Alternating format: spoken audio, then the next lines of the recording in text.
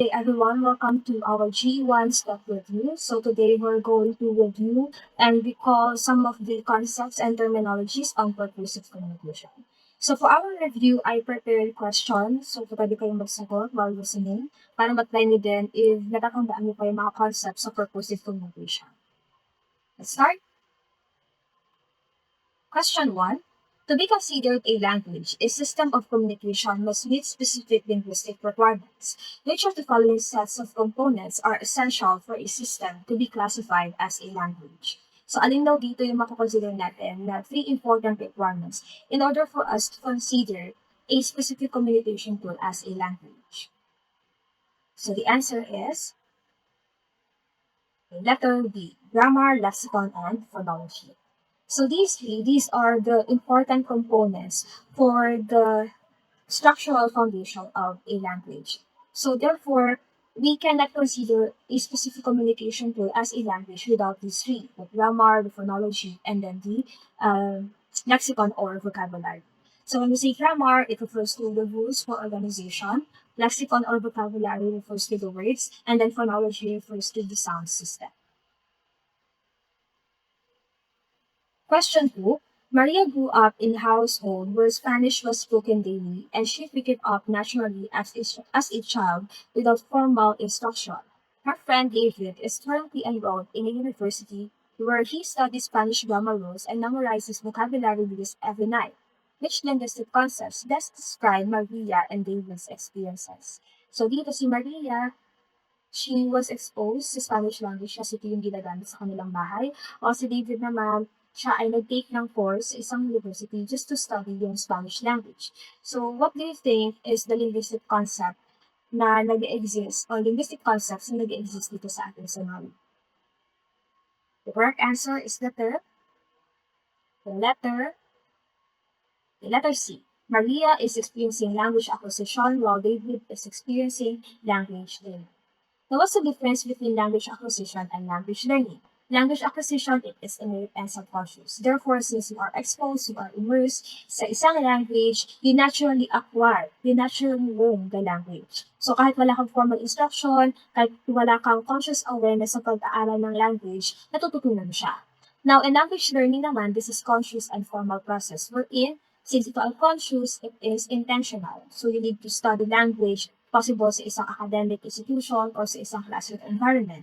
Pwede din na inaaral mo yung language sa pamamagitan ng panonood ng tutorial video sa YouTube. Because yung panonood ng specific tutorial video sa YouTube sa patungkol sa pag-aaral ng isang language, that is intentional. So therefore, that is language learning. So that's the difference between language acquisition and then language learning. So sa scenario natin kanina, between Maria and then David, si Maria, she's experiencing language acquisition while David, language learning. Now we have here other terminologies related to language. We have the mother tongue, the second language, the language contact, and then language change. The mother tongue is also called as the L1 since this is the first language a person acquires from birth or during early childhood. So since ito yung first language na natutunan ng isang tao, it now serves as one's identity and ginagamit din siya as a primary communication. Again, mother tongue or the first language. Sa mga exam, may makikita kang mga L1, L2 lang. So kapag L1, mother tongue, L2 is second language. Now, let's proceed to second language or the L2. The second language is a language learned in addition to mother tongue. And this additional language, it is often for education, career advancement, or social integration. So, kung meron ka natutunan na panibagong lengguwahe, aside from your mother tongue, second to it is your second language. So, usually, we learn the second language for education, career advancement, or social integration for certain purposes or certain needs. Next one, we have the language contact. Language contact happens when speakers of different languages interact over time, leading to languages influencing each other. So kapag ang dalawang language nagkaroon sila ng contact, over time, so nagkakos ito na ma-influensya nila ang isa't isa, resulting to borrowed words or loan words. Next one, we also have the language change.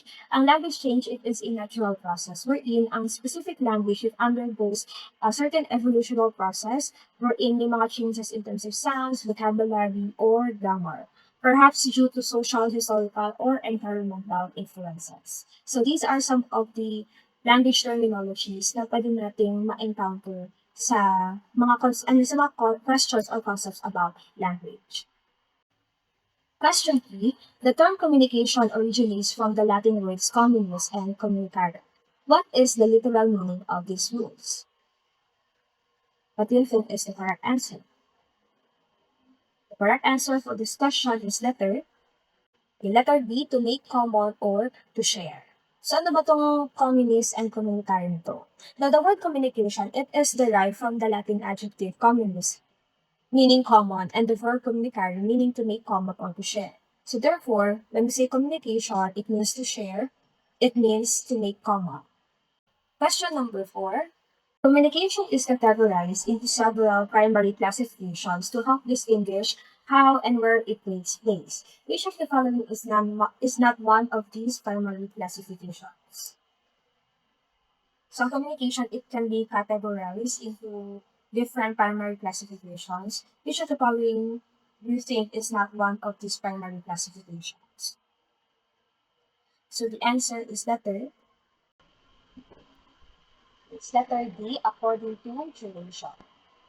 Now, in terms of communication, it can be classified according to mode, according to context, and then according to purpose and style. When we say according to mode, this refers to the medium or channel used to convey the message, such as verbal, which has something to do with the use of words, nonverbal, use of body language or facial expressions, and visual communication, which refers to the use of images, graphics, or pictures. Now, when we say according to context, this refers to the environment or the relationship between the participants, including the interpersonal, extended, organizational, and intercultural communication. In interpersonal communication, communication happens within oneself. So, pwede yun yung self-reflection or self-talk. While interpersonal communication, communicating between or among others. Okay? While extended communication, it refers to communication that uses electronic media. In organizational communication, this refers to communication that happens within an organization or institution. And intercultural communication, communication that happens among other cultures or between cultures. Next one, we have here according to purpose and style. So this focuses on the tone and objective of the communication, distinguishing between formal and informal settings. So here, nakadepende yung use of, yung formality natin, depende sa context, sa settings. If formal or informal yung gagamitin natin in terms of style and purpose. Next question, question number 5. During a classroom discussion, a student provides a correct answer to a difficult question. While speaking, the student also smiles broadly and gives a thumbs up to their teammate. Which of the following best describes the types of communication used by the student? So, anong ginawa? Yung student, nag-provide siya ng correct answer sa isang question. And then, the student also smiles and gives thumbs up. So, ano sa tingin ninyo yung na-apply din sa situation? This one, the answer is letter C, both verbal and non-verbal communication. So when we say verbal communication, it involves the use of language, whether spoken or written, so ginagamitan ng words. While non-verbal communication, it involves body language, facial expression, and then gestures. Next question, question number 6. What is the literal meaning of the Latin prefixes in the terms intrapersonal and interpersonal communication? So, may ibig sabihin ng prefix na intra and then inter. That's the answer. The answer is letter B. Intra means within and inter means between. So let's define these two. When we say intrapersonal, the prefix intra, it means within or inside. So therefore, ang example natin dito is self-talk, inner reflection, or talking to oneself. Sa interpersonal naman, it refers to yung prefix na inter, it means between or among. Therefore, ang goal natin is to exchange information or ideas between two or more people. So that's the difference between intrapersonal and interpersonal. Again, intra, within or inside, inter, meaning between or among. Next question. In an organizational setting, a supervisor conducts a meeting to explain the new performance evaluation criteria and the company's long-term vision to the department staff. This flow of information is known as, so ano yung flow of communication or flow of communication na nakikita natin dito. Again, paano yung flow of communication? From supervisor down to the palagay dyan, department staff. So, anong flow of information or flow of communication ang pinapakita? So, the answer is letter C, downward communication. Na ano ba itong mga flow of communication na to? Kanina nabanggit natin when we say organizational communication, the communication happens within an institution or organization. So, meron tayong mga different flow of communication sa isang organization. First is the downward communication. Kanina dun sa example question natin, nagbaba ng message from superior down to the department staff. So, kung nag-start tayo from superior to subordinate, that is downward communication. Now, we also have the idea or the concept of upward communication. So, kung ang downward communication, ang flow of communication will start from superior to subordinate. Sa upward communication, it will start from subordinate to superior. So, for example, if you wanted to provide feedback or progress report sa inyong mga superior, so pwede nyo gamitin yung upward communication. Next, aside from downward and upward communication, we also have the horizontal and diagonal communication.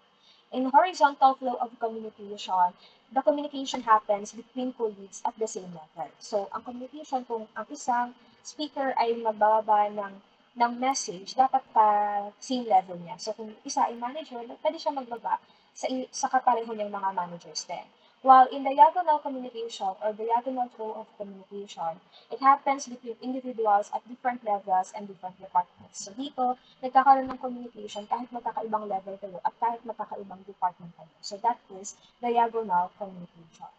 Now, it cuts across both hierarchical and functional boundaries. So dito, hindi na importante kung meron kang sinusunod na certain flow like superior to subordinate or subordinate to superior.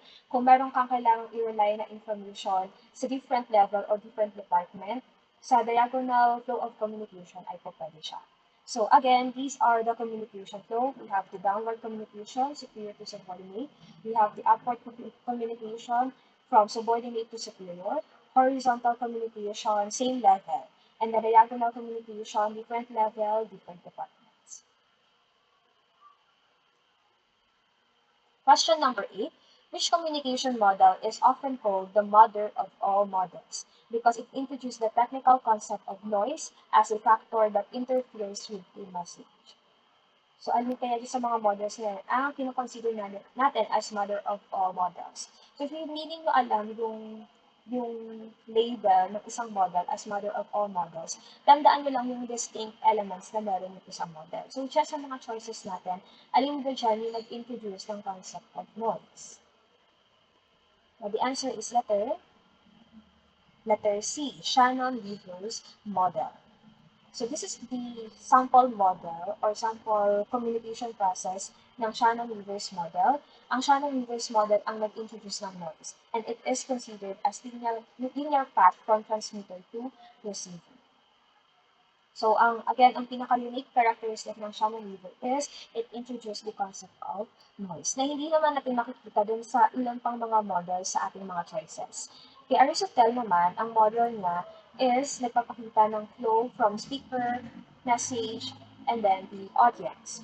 And it focused on rhetoric. Since during the time of Aristotle, marami sa kanila, they are into public speaking. So, ang flow of communication under Aristotle shows yung flow of communication in public speaking from speaker, speech, and their dislocation, audience, and then certain effect to our audiences.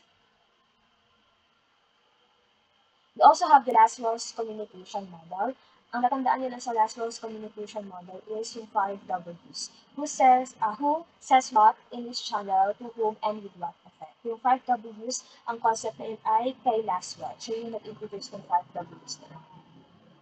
We also have the Berlow's SMCR model.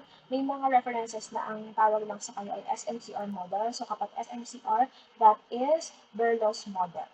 So, ang Berlo's SMCR model, ang pinaiba naman niya sa iba pang mga model is si Berlo, he detailed the specific attributes of the source, the message channel, and then the receiver. As you can see here, naka-enumerate lahat ng certain attributes na dapat meron daw yung ating mga elements. So here, as you can see also, yung source and then yung receiver natin, kailangan same sila ng attributes para daw maging effective ang flow of communication. So that is for Berlo's SMCR. SMCR stands for source, message, channel, and then the receiver. Question number 9.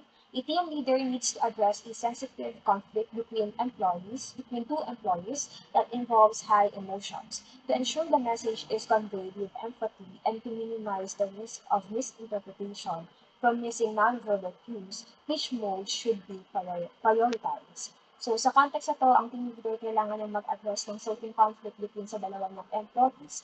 What do you think yung best na pwedeng gamitin na mode? Ano yung dapat na i-prioritize na mode na gamitin ng team leader para ma-resolve yung mismong conflict? Actually, lahat ng mga nasa choices pwede siyang gamitin. Pero ang question natin, which mode should we prioritize? So the answer is letter C, face-to-face or in-person meeting. Dapat face-to-face. Ang face-to-face communication, it is considered as the richest medium because it provides immediate feedback, visual cues, vocal nuance, and then physical presence. Ang face-to-face communication lang yung kapag ginamit natin as a mode, magkakaroon agad tayo ng instant clarification sa kung ano man yung mga bagay na kailangan natin i-clarify. So, unlike sa audio, unlike sa text, na somehow lacking sila sa mga kailangan natin para mas maintindihan pa yung message. Also, in face-to-face communication, ma-observe natin yung facial expressions and then yung body language ng ating kausap. Same goes with the tone, pitch, and volume. And then, of course, in face-to-face communication, kailangan may physical presence. Wherein, with the physical presence, it helps us to build trust and rapport in sensitive situations. So, kanina doon sa scenario natin, since sensitive yung situation, kailangan siyang i-address or kailangan siyang ma-resolve. So, yung kailangan natin i-prioritize or gamitin na mode is the face-to-face communication. Again, all the communication modes provided earlier, possible naman siya na gamitin para ma-resolve yung mismo sensitive conflict. However, para mas ma-ensure natin na mas magiging mabilis, plus mas magiging clear yung communication between dun sa dalawang employees, best mode to use is the face-to-face communication. Now, ano pa yung ibang mga modes of communication? We also have the video or the video conferencing. Kung hindi possible ang face-to-face communication, kung for example sa choices, wala yung face-to-face communication, pero may nakita kayong yung video yung isa sa titignan. Kasi close to face-to-face communication is the video conferencing or the video. Kasi same with the face-to-face communication, nakikita din natin yung facial expression, and at the same time nakikita rin natin yung ating kausap. Yun nga lang, since yan ay video, virtual natin siya makikita. Now, we also have the text-based and then the audio communication, wherein these two, it lacks the full spectrum of nonverbal context, making them leaner and more prone to misunderstanding in emotional scenarios. Kapag text lang yan, nababasa mo lang. Kapag audio, naririnig mo lang. So, may mga times na magkaroon ng misunderstanding kapag mali mo siyang binasa or yung way mo nakapag-interpret ng audio ay for example, hindi clear para sa'yo. For example, when it comes to accent, hindi mo naiintindihan yung accent mo. So, pwedeng na-misunderstood mo yung message na gustong i-convey ng kausap.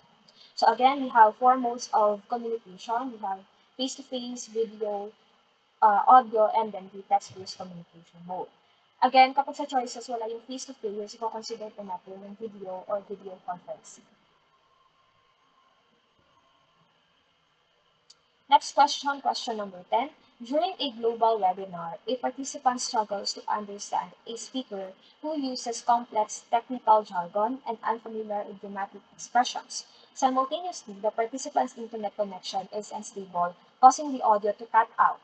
Which types of communication barriers are being experienced? So, nakalagay dyan, yung barriers na pwede natin ma-identify dito is yung paggamit ng complex technical jargon and unfamiliar idiomatic expression.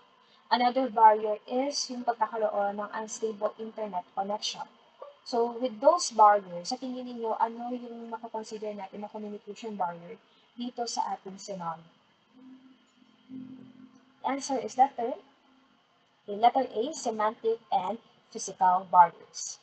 Ano bang semantic and physical barriers? Semantic barriers, this occurs when there is a misunderstanding of the meaning of words or symbols. So kung words ang pinag-uusapan, paggamit ng language or symbols, like yung kanina sa example natin, paggamit ng jargon and idiomatic expressions, possible na magkaroon ng problems in terms of decoding doon sa message received by the receiver. Now, physical barrier naman, these are environmental or technical conditions that interfere with the message. So, the only physical barrier natin is the internet connection. Again, ang keyword natin for physical barrier is environmental or technical conditions. So, yung internet connection, since yun ay environmental or technical condition, that is under physical barrier. Ang keyword naman natin for semantic barrier ay words or symbols. Next, aside from semantic and physical barrier, we also have the psychological and physiological barriers. When we say psychological barriers, ang keyword natin dito is mental states. So kung stressed ka, for example, or you have this bias, possible din na maka-affect ito the way you receive or interpret the message. When we say physiological naman, it relates to bodily conditions. Like for example, mahina yung pandikit mo, or kaya naman pagod ka, or kaya naman ay may masakit sa'yo. So possible na maka-affect siya the way you receive the message. So those are the barriers in communication. Again, we have the semantic. We have also the semantic, we have the physical, we have the psychological, and we have the physiological barriers.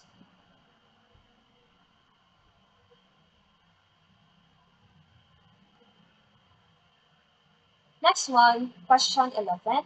In a workplace, a manager acknowledges and values the diverse ethnic, religious, and linguistic backgrounds of all employees, ensuring that no single culture dominates the organizational environment. This approach is best described as, so kung ang manager ina-acknowledge na lahat ng ethnic, religious, and linguistic backgrounds ng kanilang mga employees, na hindi mag-feel ng mga employees nila na may dominant na culture doon sa kanilang workplace. Ano sa tingin niyo yung ina-apply dito ng manager? The answer is letter. The correct answer is letter D, multiculturalism. So here when we say multiculturalism, it refers to giving equal representation to many different backgrounds, fostering unity in diversity. So in our provided scenario earlier, since yung manager, pinapakita niya yung idea ng unity in diversity, so that is multiculturalism. Now, we also have the concept of cultural assimilation. Now, when we say cultural assimilation naman, when a minority group adopts the dominant culture's trait, often losing its original identity. So, sa cultural assimilation, dun sa situation natin kanina, hindi siya makakonsider na cultural assimilation. Kasi ang cultural assimilation, tumutukoy siya sa pag-adopt ng isang dominant culture to the point na nawawala na yung identity mo or yung sarili mong kultura. Kasi mas priority mo yung paggamit o pag-adopt ng dominant culture. Next, another terminologies na pwede natin ma-encounter is the ethnocentrism and then acculturation and enculturation. Ang ethnocentrism naman, you are viewing your own culture as standard or superior to others. Nakikita mo na ang sarili mong kultura ay superior among other culture. While acculturation naman, it is the process where individuals adapt or borrow traits from another culture while still retaining their own original cultural identity. So here, doon sa assimilation, nag-adapt ka ng dominant culture to the point na nawawala yung nawawala yung identity mo dahil nawawala na rin paggamit ng sariling culture. Sa acculturation, nag-adapt ka ng another culture, but at the same time, nare-retain pa rin yung sarili mong culture or yung original cultural identity na meron ka. So, possible na ginagamit mo silang dalawa. Adapted culture and then your own original culture. And then we also have the enculturation, learning the culture you were born into. So this one naman, pinag-aaralan mo yung kultura na meron ka. So that is enculturation. So these are the terms na pwede natin ma-encounter sa board exam. The ethnocentrism, acculturation, enculturation, multiculturalism, and then assimilation.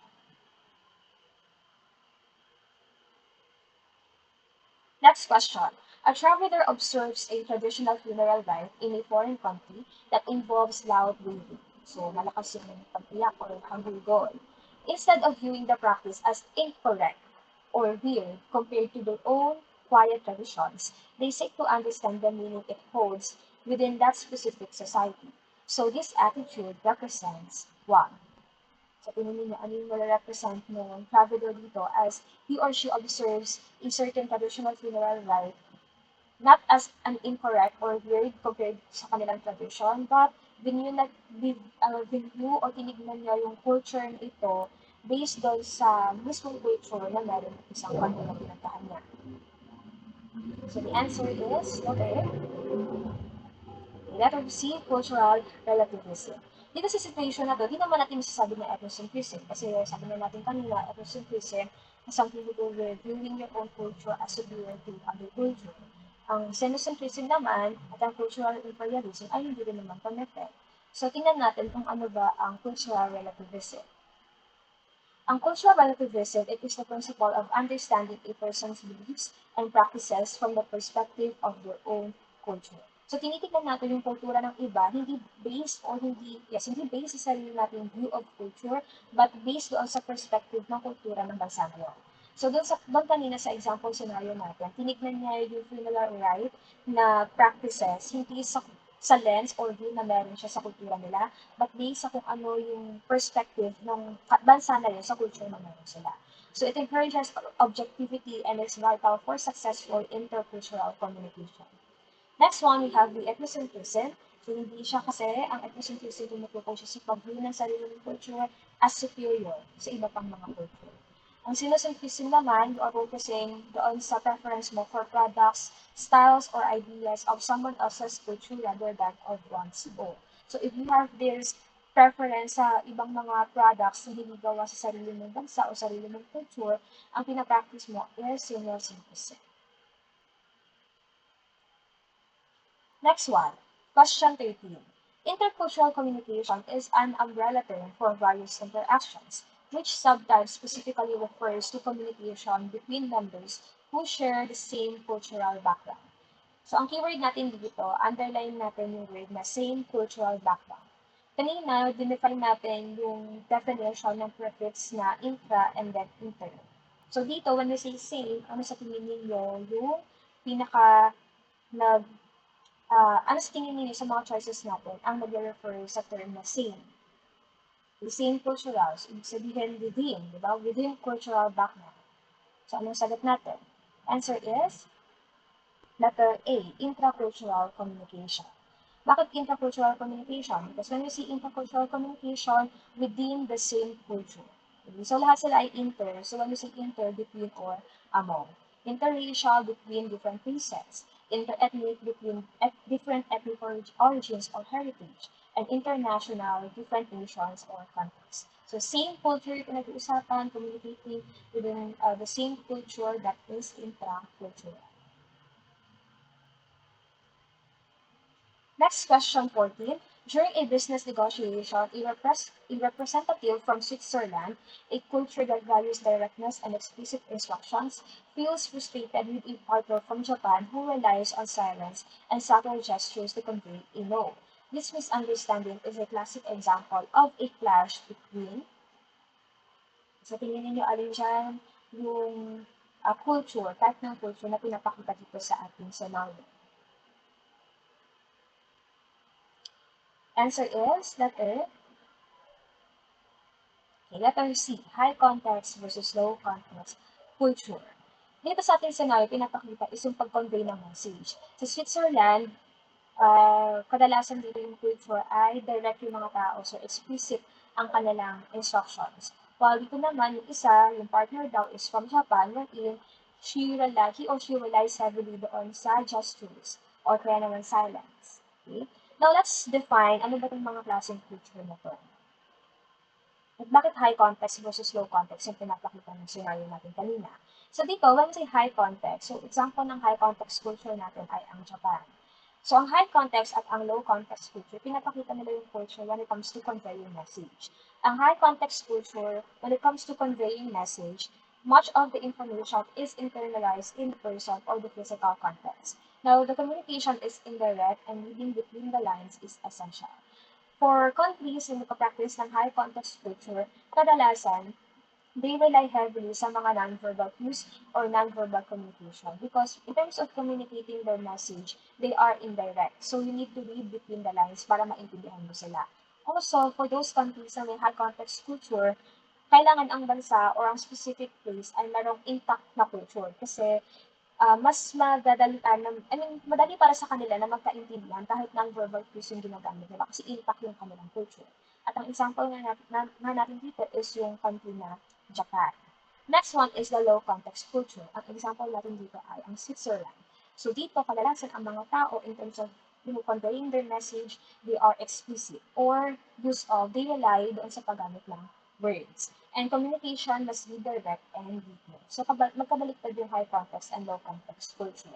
Kung sa high context, non-verbal cues sila reliant, ang low context culture, reliant sila sa paggamit ng words because they are direct and they are explicit, they are detailed in terms of conveying their message. Next, yung iba pang mga cultures, meron pa tayong synchronic versus sequential and then affective versus literal. Ang synchronic versus sequential, tumutukoy siya sa time culture. Ang synchronic culture at ang sequential culture, again, tumutukoy sa time culture. Sequential culture, they view time as linear path, meaning to say, one at a time yung paggamit nila ng oras. Kapag meron silang ginagawang gawain, one at a time lang. Okay? They see time as linear path. While in synchronic culture, they view time as fluid, so they tend to multitask. Ang mga may affective and neutral culture naman, so these two, it focuses on the emotion. Culture when it comes to conveying one's emotion. When we say affective, from the name itself, affective, expressive ang mga tao. They show emotions openly.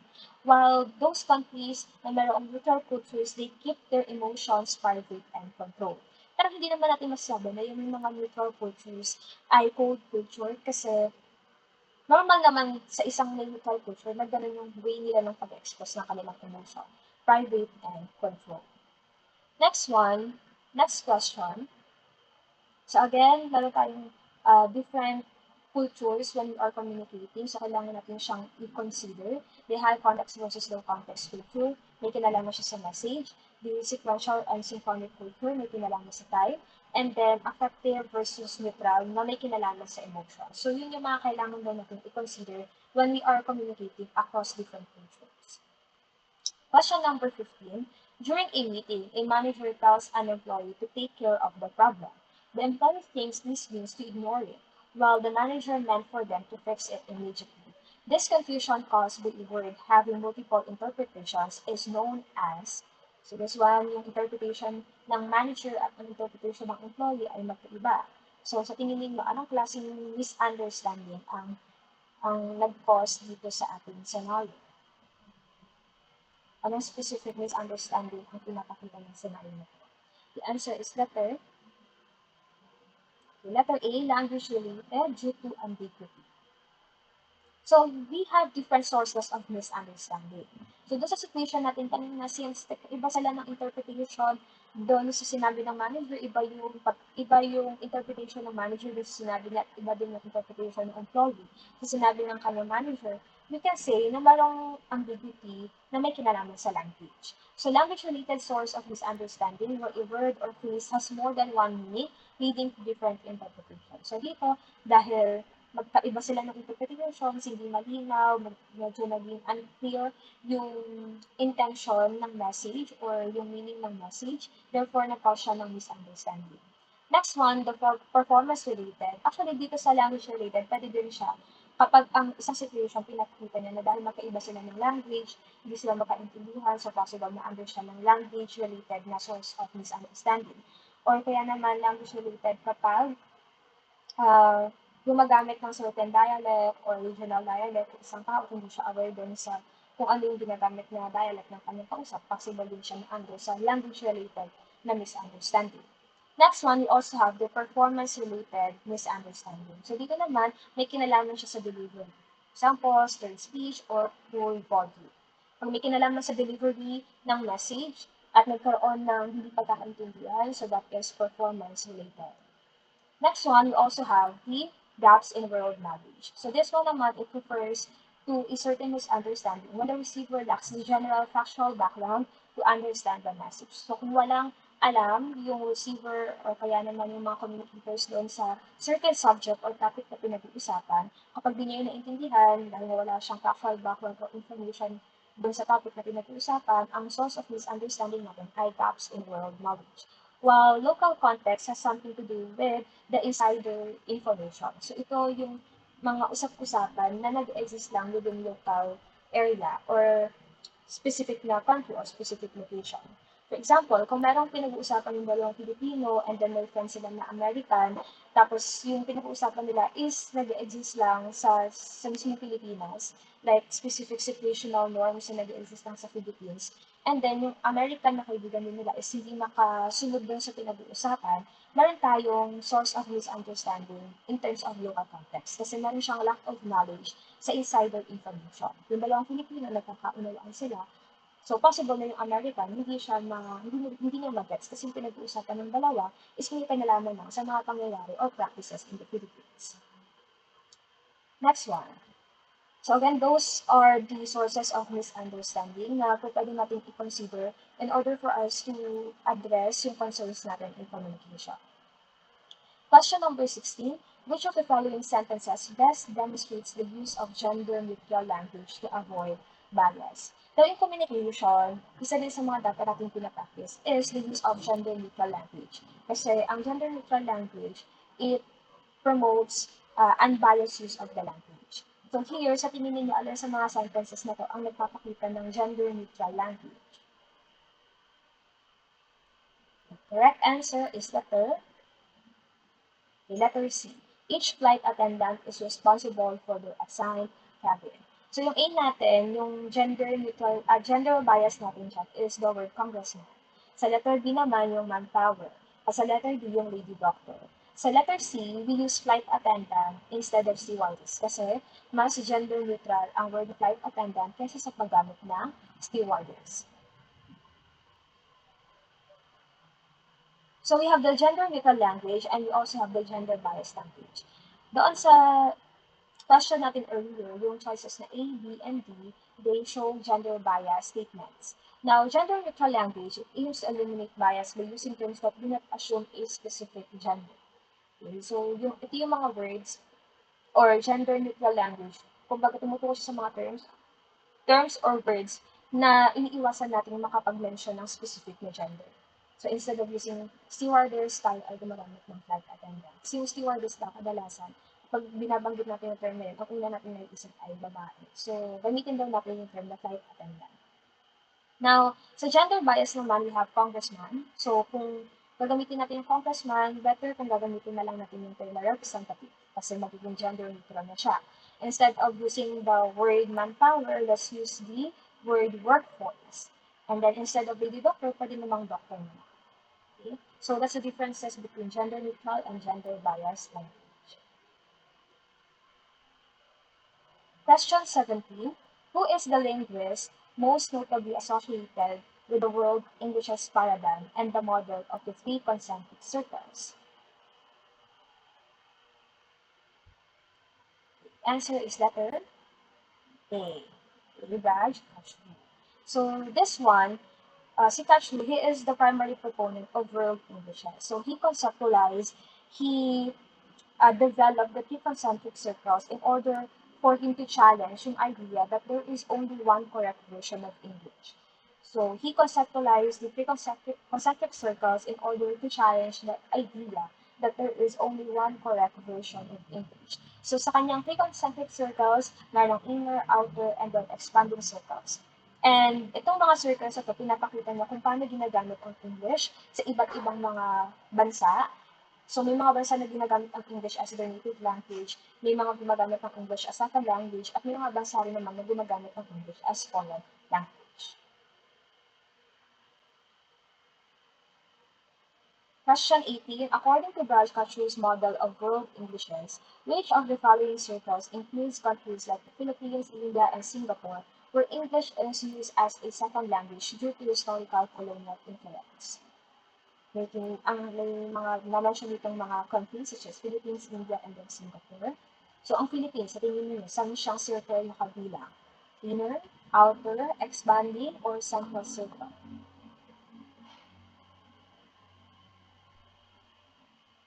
Answer is letter B, outer circle.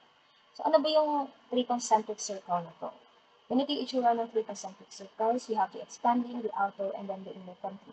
So, nasaan ang Philippines? Ang Philippines ay under na outer circle. Nandiyan din ang Singapore, nandiyan din ang Malaysia. Now, the outer circle, it consists of countries where English has been institutionalized as a second language, often due to a history of colonization. For example, here in the Philippines, we are using the English language as our second language. So, ESL, yung term natin para doon, ESL, English as second language. So, again, yung mga nasa outer circle, tatandaan nyo na, they are using English as a second language. Yun yung keyword natin. Now, in inner circle, they are using English as their native language. Again, yung mga nasa inner circle, they are using English as their native language. Kasi yung mga nasa inner circle ng mga countries, sila yung mga English-speaking countries. Like USA, UK, Australia. Next, we also have the expanding circle. Kung ang outer circle, they are using English as a second language. In expanding circle, they use English as a foreign language, or EFL. So when we say EFL, English as a foreign language, they are using English for international communication. So, therefore, sa bawat circle na to, iba-iba talaga yung gamit ng English. Sa outer circle, ESL. Sa inner circle, native language. Sa expanding circle ay EFL. So, these are the three concentric circles. Question 19. A student writing an essay in the UK refers to the pavement, while a student in the US refers to the same area as the sidewalk. This is an example of a difference in kung sino naman ang ibig sabihin pero magkaiba sila ng term na ginamit. Ano kayong pinapakita sa situation na to? Difference in terms of vocabulary or lexical. Kasi may kinalaman siya sa difference sa paggamit ng words. Now, here, meron tayong sa mga varieties of English, isa sa mga, o dalawa sa mga alam natin na varieties ay ang British at American English. Wherein the British English and then the American English, they differ in terms of vocabulary and then spelling. Now, example natin sa vocabulary, yung boot sa British, sa American, ang term dito ay crumb. Sa British, ang tawag nila ay biscuit, or yung word nila ay biscuit, sa American naman ay cookie. Now, in terms of spelling naman, in British, we spell out the word color with letter U. And in American, we spell out the word color without U. In British, yung spelling ng letter, R muna bago E. In American, E muna bago R. Pero itong dalawa na to, in terms of vocabulary and in terms of spelling, hindi natin nasabi na mali yung isa, tamang isa. Pareho silang tama, pareho silang nakapasok sa standard variety na sinasabi kanina dun sa ating three-concentric circle.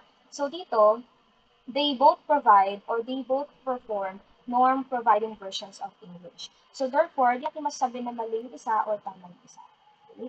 So yung spelling ng color, possible na yung paggamit or yung pag-spell out mo ng word ng color ay may letter U at yung isa ay walang letter U, para naman silang tama. Yung isa lang ginamit yung spelling ng British English, yung isa ay ginamit ay American English. But here in the Philippines, ang ating standard or ang ating reference sa pag-aaral at pagtuturo ng English ay American English. That's why when we spell out the word color, ang ginagamit natin yung walang U. And when we spell out the word theater, yung E muna bago letter R. But again, para ko po silang tama. It's just that, magkaiba lang sila ng variety of English. Question 20. When a simplified language developed for basic communication between two groups who do not share a common tongue is passed down to a new generation as their first language and develops a formal grammar, it has evolved from a blank to a blank. So, ano nung tawag doon? Yung simplified language na una, ginagamit lang siya para makipag-communicate kasi nga walang shared language yung dalawang groups. And then later on, naging part siya ng generation, ginamit siya sa isang generation, and then consider siya as first language ng generation ito dahil nag-evolve na yung simplified language, nagkaroon na siya ng grammar, at nagkaroon na siya ng certain rules sa paggamit ng language na to. So, ano yung pinapakita dito sa ating situation? This refers to Pidgin and Creole. So, ano ba yung Pidgin at yung Creole? Ang Pidgin, ginawa siya o na-create siya dahil usually it is used for basic trade or interaction. Kapag yung dalawang tao, they do not share common language, So, mahihirapan silang mag-communicate. So, ang pidgin yung naging way in order for them to communicate themselves sa isa't isa. So, it is considered as a makeshift language. Okay? Primarily used for basic trade or interaction. Now, kapag ang pidgin ay naging mother tongue ng isang community, ang tawag na sa kanya ay hindi pidgin. Ang tawag na dito ay Creole. Since nag-develop na yung grammar at ginamit na siya sa isang community na consider na siya as mother tongue ng isang community, ang tawag na sa kanya ay Creole.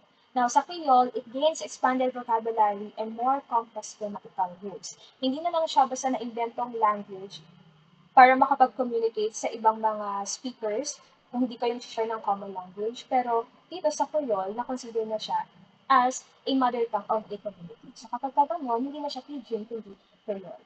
Last example natin here in the Philippines is the Chavacano, notably in Zamboanga. So, ang Chavacano, at first nag-start lang siya as pidgin and then later on, naging mother tongue siya ng isang community or local area din sa Zamboanga and then it becomes a Creole. Okay, so from PG, naging Creole siya. Next one, question 21. During a job interview, the applicant maintains steady eye contact, sits up straight, and nods while the employer speaks. Which specific category of nonverbal communication do these body movements and gestures fall under? So, ano yung mention siya ng mga nonverbal? Steady eye contact, sits up straight, and nod. So, may mga movement or body movement. Yung tawag doon, yun ay letter B, kinesics. So, ang nonverbal, may iba-ibang types ng nonverbal cues. So, we have here, or nonverbal communication. Doon sa example natin kanina, ang pinakita doon ay kinesics since mayroong body language that includes the posture, the gestures, the facial expressions, and eye contact. Now, we also have the proxemics, wherein it refers to the study of how people use space and distance to communicate. Ba tayo, in terms of distance or in terms of space, meron din siyang meaning kapag ginagawa or ina-apply natin sa isang communication. Like, kung mas malapit ka o malayo isang tao, meron siyang certain interpretation or meaning na gusto i-convey. Next one is the haptics. Ang haptics may kinalaman siya sa touch or sense of touch. For example, yung paghawak sa shoulders, pagtap sa shoulders, or pagtap sa head, anything na nakakonvey mo yung communication through the sense of touch, that is haptics. Now, phonetics naman has something to do with time. Yung pagiging early, yung pagiging late mo, it communicates a message. So again, kinesics, keyword natin is body language. Prosemics, ang keyword natin ay space and distance. Haptics, keywords natin ay sense of touch, and then phonetics ay time. Question 22. A variety of language used by a particular social group or class, often defined by factors like age, occupation, or social status, is known as a... So, ang keyword natin yan, social group. Kung nakita na kayong social group, anong sagot doon? The answer is socialite.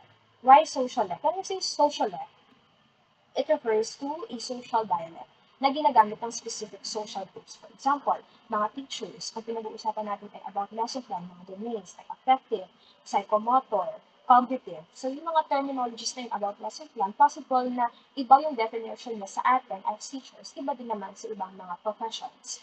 Next one is the idiolect. Here, when we say idiolect, it is the individual's unique personal way of speaking. So, ito yung kahit na marinig mo lang yung isang tao, pero dahil yung unique or personal way niya ng pagsasalita, na-recognize mo agad kung sino yung tao yun. So that is idiolect.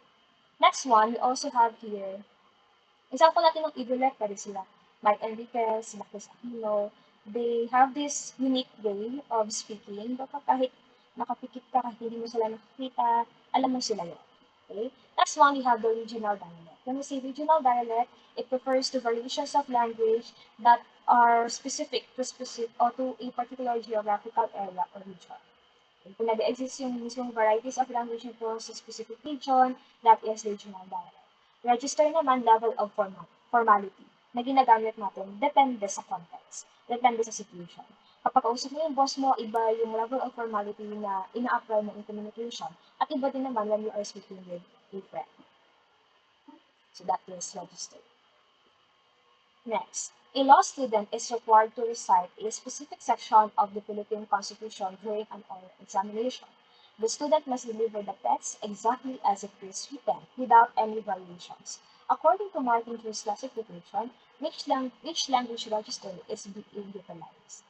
So let's underline the term yung deliver the text exactly as it is, so exact, and then without variations. So kapag ganyan yung gusto natin i-convey sa communication, walang babaguhin, as is lang siya, ang language register na ina-apply natin ay frozen register. Na ano ba itong mga register na to? Sabi nga natin kanina, when we say register, it has something to do with the level of formality. So, nababago yung formality depende sa context, depende sa settings. So, when we say frozen register, it is also known as the static register. It refers if the message or the language is intended to remain unchanged over time. So, hindi nababago. Hindi pwedeng baguhin. Like the Bible or legal documents, national anthems, constitution, and the likes. So here, again, frozen or static, unchanged over time. Remain unchanged over time. Hindi siya pwedeng magkaroon ng variation or changes. Next one, aside from frozen register, we also have the consultative register. Ang consultative register, it is two-way and it is cooperative interaction. So meron dalawang nag-uusap na may isang, sabi nga natin dito, standard style for professional or advisory dialogue where the listener is expected to provide continuous feedback such as in conversation between doctor and patient, lawyer, and client. So, two-way siya. Merong dalawang nag-interact wherein yung isa nagbibigay siya ng feedback na nagsisik siya ng help and then yung isa naman nagbibigay ng certain advice. So, example natin dito is doctor, patient, lawyer, and client. Again, consultative, two-way, cooperative interaction. Next one, we also have the casual register. Ang tawag din dito ay informal register. So if you have or if you are communicating among friends, family, or peers, therefore, you may use the casual register. Kasi doon, pwede kang gumamit ng mga slang, contractions, and vernacular grammar. Next one, we have the formal register. So, balik na lang siya ng casual. This one is formal. Usually, it is one-way communication. And dito, detached tayo when it comes to our message. Kasi ang ating goal dito is to inform our audience. So, that is formal register. One-way communication. Again, those are the registers, language registers. We have the frozen, we have consultative, casual, and then formal registers. Question number 24. A supervisor is giving a detailed step-by-step orientation to a new employee regarding the operation of a high-precision manufacturing machine. Now, the primary focus of the communication is to ensure the transfer of specific information and successful completion of the task. Which variety of spoken language is the supervisor utilizing? Dito, ang pinakatitingnan natin is kung ano yung pinaka-focus, ano yung pinaka-goal. So dito ang sabi, ang goal is to ensure transfer of specific information and successful completion of tasks. So kapag ganun ang ating goal, ang primary focus, yan ay transactional. Bakit transactional? When we say transactional in spoken communication, ang goal natin dito is to get things done. Okay? To communicate information required for a specific task or transaction. Doon kanina ang goal is ma-communicate yung information at matapos yung task. Kung meron tayong gusto matapos, kung meron tayong gusto ma-achieve at the end of the communication or conversation, that is transactional. It is message-oriented and common in professional settings where the goal is the completion of a duty, such as giving instructions or conducting a business meeting. Again, sa transactional, to get things done. Meron tayong gustong matapos at the end of the conversation or end ng communication. Next, aside from transactional, we also have the interactional. The interactional is focused on establishing, maintaining social relationships and rapport. So, interactional, ang goal natin is yung social exchange or palitan ng conversation or message sa ibang mga tao in order to build rapport or to explore social relationships or to maintain social relationships. So, next sa transactional, na ang goal ay to get things done. Sa interactional, ang goal is to establish rapport and to maintain social relationships. So, therefore, we need to exchange messages sa ibang mga tao, to interact with other people. Next one, we also have the expressive. Kapag expressive naman in spoken communication, our goal is to share our personal feelings, emotions, or internal states. And lastly, we have referential. Ang referential naman, ang goal natin dito is to convey facts, okay? To convey descriptions, to convey data. So here, referential, ang goal natin is to primarily inform yung audience natin without a personal speaker-listener relationship. Again, referential, topic-oriented siya since ang goal lang natin dito is to inform our audience without a personal speaker-listener relationship. Mag-convey ng facts, mag-convey ng description, mag-inform sa ating audience. That is referential. Next one, we have question number 25. Is a guest speaker at a seminar is asked to share their expertise on a specific topic. They have prepared a detailed outline and practiced their key points, but they deliver the speech in a conversational manner, adjusting their wording based on the audience live feedback. Which type of speech delivery is being used? Let's underline the term or the keywords. Meron siyang the speech is prepared, outline, and then key points. Also, conversational manner. So, with all those keywords, anong type of speech delivery ang ginamit? The answer is letter A, extemporaneous speech. So, ito madali na to sa inyo, parang ilang beses nyo natin na-encounter during your college days. So, when we say extemporaneous speech, this delivery style involves speaking from a prepared outline or notes. So, ang example po, meron tayong prepared na notes or outlines sa ating notes, and then ginagamit natin siya as our cue card kapag tayo ay nag-deliver ng ating speech. So, hindi tayo nagbabasa ng full script, but rather we rely doon sa ating outline. Ano yung pagkakasunod ng ating message or i-deliver natin ng message sa ating audience. And it allows the speaker to be spontaneous and interactive with the audience. Next one, we also have the manuscript reading, memorize, and then impromptu. Manuscript reading, from the name itself, magbabasa ka ng manuscript, therefore, the speaker needs to read yung kanyang prepared state word for word. Kadalasan ginagamit yung manuscript reading or ginagawa natin yung manuscript reading to ensure na tama yung mga i-deliver natin na information.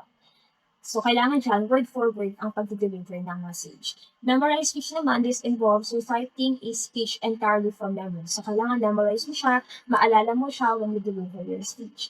And we also have the impromptu speech. Kung ang extemporaneous speech, meron tayong outline. Sa impromptu, wala tayong outline.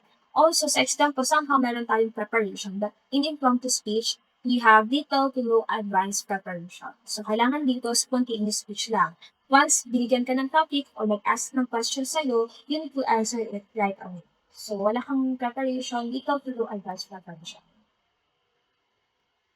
So again, speech according to delivery, we have the example, manuscript reading, memory speech, and impromptu speech.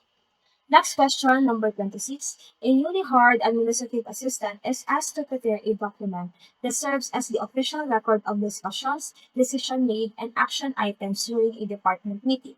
Which business document should the assistant prepare? So here, ang ating keywords ay meron tayong meeting. So ano yung kailangan nating i-prepare or kailangan nating gawin during meeting? Kung saan i-record yung discussion, yung decisions na pinag-usapan, and yung action items noon sa ating meeting. The answer is, obviously, as letter C, minutes of the meeting. So may nakikita pa rin akong ilang mga students na hindi familiar sa minutes of the meeting.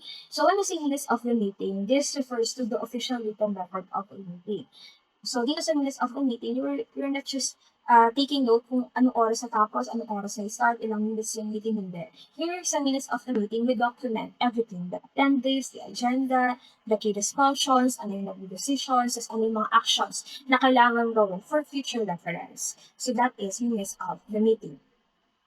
Next one, we also have the memo or short term for memorandum, an internal communication used to disseminate information, policies, announcements, or instructions within an organization. It does not document meeting proceedings. So, sa example natin kanina, sa question natin kanina, hindi naman natin masasabi na memorandum siya. Since when we say memorandum, may kinalaman siya sa internal communication within organizations. So, pag larong gustong i-parating ng mga policies or announcements sa mga empleyado within an organization. So, pwede natin gamitin dito ay memo. Next one, we also have the resume. It is a document that summarizes an individual's education, work experience, skills, and qualifications for employment purposes. Masaya naman na hindi siya resume kasi ginagamit siya para i-summarize yung ating qualifications sa isang trabaho. And the last one, we have the business proposal. Hindi na naman natin nasabi na business proposal kasi ang business proposal ay isang document para i-convince natin yung isang client to approve yung specific project, product, or service na ipopropose natin sa kanila. Therefore, it is not used to record meetings. 27. A company received a shipment of office equipment, but several items were damaged upon delivery. The purchasing officer needs to formally notify the supplier, explain the problem, and request a replacement. Which type of business letter is most appropriate? So dito, ang company naka-receive sila ng damage na item upon delivery. So yung purchasing officer ng company na ito, kailangan niyang mag-notify daw sa supplier na meron silang na-encounter na problem doon sa na-ship na equipment. So, doon sa damage na item na deliver sa kanila. So, which type of business letter is most appropriate? Answer is letter C, complaint letter. Bakit complaint letter? Ang complaint letter, it is written to report defective goods or unsatisfactory services and to request corrective action such as replacement, repair, or refund. So, kung meron kang gustong i-complain about dun sa receive mong damaged item or defective goods at gusto mong mag-raise ng refund or repair or replacement dun sa item na yun, ang gagawin mo po ay complaint letter.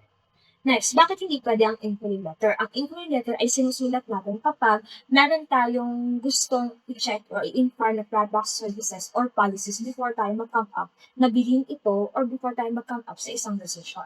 For example, if you wanted to know yung product description or kaya naman yung concepts or description ng isang service or ng isang policies before ka mag-come up sa isang decision, try mo munang mag-write ng inquiry letter para makapag-request ka ng information about sa products, services, or policies na gusto mong malaman.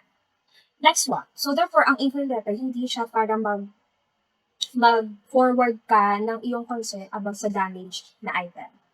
Next one, we also have the sales letter. Ang sales letter naman, it is a persuasive communication intended to promote a product, service, or business opportunity. So, may kinalaman ang sales letter sa promotion ng product. So, therefore, hindi natin siya magagamit to forward our concern kung meron man tayo na-receive na damaged item. And lastly, we have the adjustment letter. The adjustment letter is written by the seller or company in response to a customer's complaint, explaining how the issue will be resolved. So, ang adjustment letter, ito naman yung ginagawang letter ng seller. So, kapag ang seller naka-receive siya ng complaint sa kanyang customer, gagawa siya ng adjustment letter as a response dun sa complaint letter na na-receive na. Doon sa situation natin kanina, sa question natin kanina, ang company ay magko-complain about din sa kanilang na-receive na damaged item. Therefore, hindi sila yung seller. So, hindi appropriate na gamitin ang adjustment letter. I think this will be the last question. A secretary is instructed to prepare a formal business letter in which all parts of the letter, including the date, present address, salutation, body, complimentary clause, and signature block, begin at the left margin without indentation. Which letter style should be used? Which letter style should be used? So, lahat daw ay naka-left margin without indentation. The answer is letter A, full block style. So, full block siya kasi sa full block style, every element of the letter is aligned with the left margin. So, wala siyang indentation, making it the simplest and most widely used format in business correspondence. So, usually, full block style ang ginagamit sa mga business correspondence natin. Now, the modified block style naman, may mga parts tayo ng letter na naka-block, pero yung ating date, complementary clause, at ang ating signature ay nakasettle o kaya naman naka-right. Kaya siya modified block style. Now, the rest ng letter is naka-left aligned. So, next one, we have here so doon sa question natin kanina, hindi siya modified block style kasi ang sabi, lahat ay naka-left aligned. So, no indentation, that is full block. Next one, you have the semi-block style. The semi-block style is similar to the modified block style, but the first line of each paragraph is indented. So, same siya ng modified block, pero yung each line or first line ng paragraph ay indented.